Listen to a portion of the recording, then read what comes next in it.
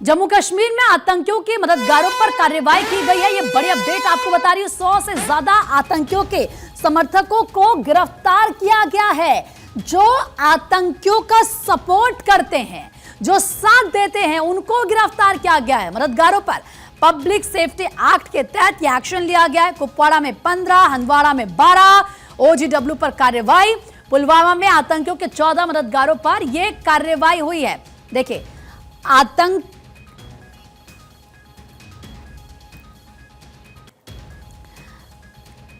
जो आतंकी आते हैं वो कैसे छुप जाते हैं, हमला करके भाग जाते हैं, और उनके जो मददगार होते हैं, समर्थक, उन्हीं की वजह से ये सब कुछ होता है। वकार, जरा बातचीत के लिए इस वक्त हमारे सहयोगी जुड़ चुके हैं हमारे साथ। वकार, जिस तरीके से आतंकियों ने हमला किया था, उसके बाद से लगातार एक्शन लिया जा रहा है।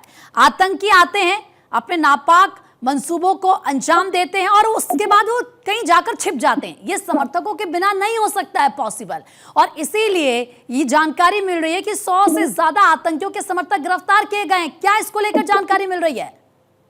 बिल्कुल, जिस तरीके से पहलगाम सानिया 22 अप्रैल को हमें देखने को मिला, उसके बाद जिस तरीके से सिक्योरिटी फोर्सेस ने लगातार कार्रवाई शुरू की और उन OGWs पर कार्रवाई शुरू हुई है जो लगातार सिक्योरिटी फोर्सेस के नजर में है, जो खासकर पहलगाम सानिया के से जुड़े हुए लोग हैं।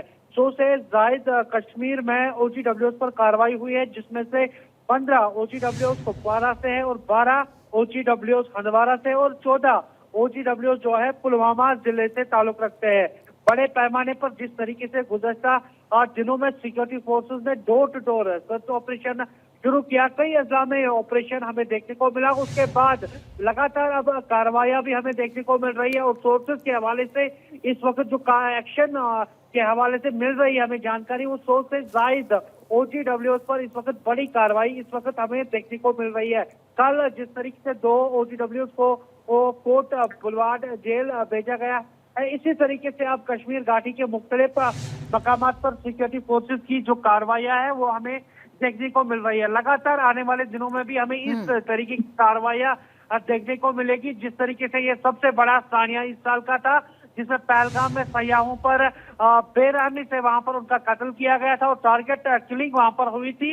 इस हवाले से सिक्योरिटी फोर्सेस इस वक्त हर एक उस पहलू तक पहुंचने की कोशिशें कर रही है, और जो भी मंसूबे इस दौरान बनाए गए थे, खासकर बैसरन वैली में जिस तरीके से उन OGWs का सपोर्ट रहा है इन आतंकियों का, क्योंकि ये सबसे बड़ा टेरर हमला हमें देखने को मिला था।